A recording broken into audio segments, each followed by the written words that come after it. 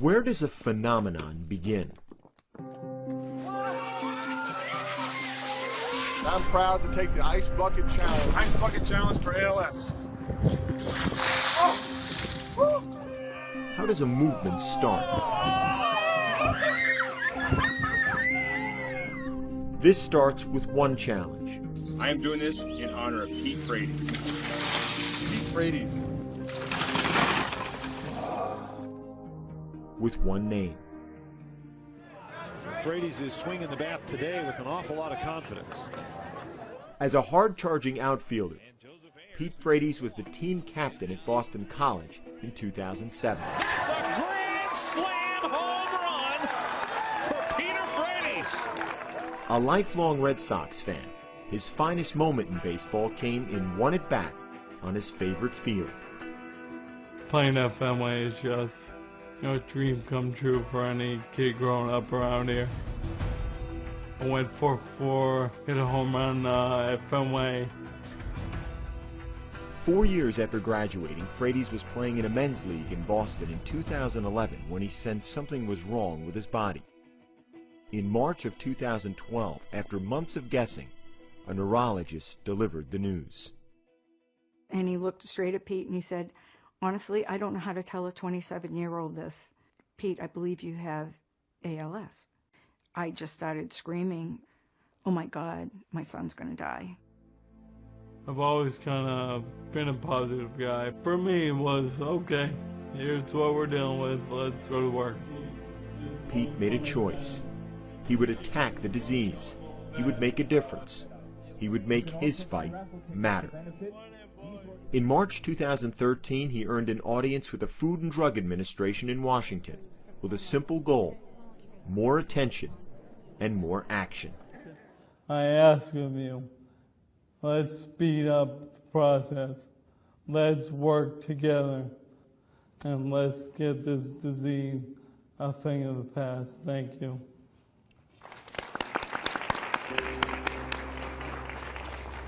You go in, you give these impassioned speeches, people are nodding, tears are coming down their face, they get it, they come up to you afterwards, and you're wondering, okay, so what are you going to do about it? What is the action item? What is the goal? Some goals are more personal than others. On June 1st, 2013, Pete married Julie, who he'd met 8 months before he was diagnosed. Mr. and Mrs. Peter Frates.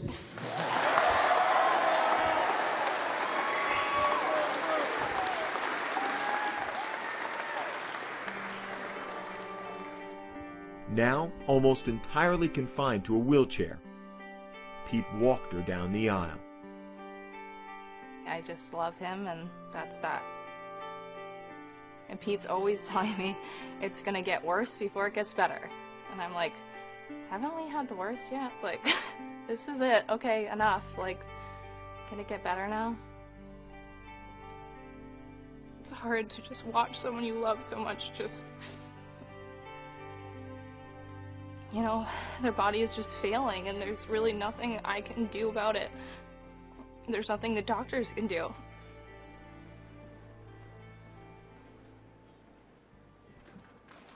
2.5 years after the diagnosis, Pete requires a full-time nurse for most daily activities.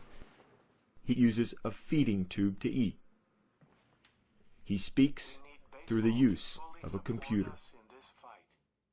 And in September, he's due to be a father. Back in May, during one of the last times he was able to talk at all, he described that feeling. I can't imagine how happy I'm gonna be with my own little baby. So, how did one man with one fight become the center of a social movement? Last month, one of Pete's friends introduced him to the Ice Bucket Challenge, where people are asked to dump a bucket of ice water over their heads and post the moment on social media. The point? To raise awareness and funds for a given charity. Pete couldn't do it himself, but he could ask others to do it for his charity and his cause, ALS. And this is all to raise awareness for ALS and Pete Frates. Suddenly, athletes all over Boston were doing it. To support ALS and my friend Pete Frates. Then, athletes across the country. Hi, I'm Sidney Crosby, and I accept Ice Bucket Challenge in support of all those with ALS, especially Pete Frates. Then, teams. All right, JT here. Celebrities. Over the head. Families. Everybody.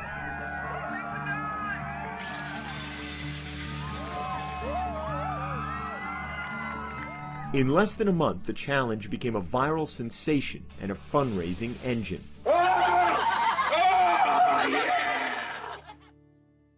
The irony is that while Pete Frates challenged so many others, he never took the challenge himself.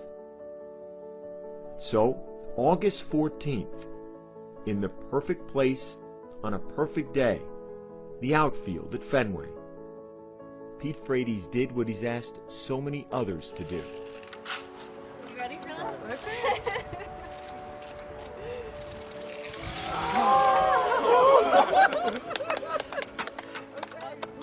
Pete Frates and those who love him know the challenge goes on. But thanks to him, now so many others know it too.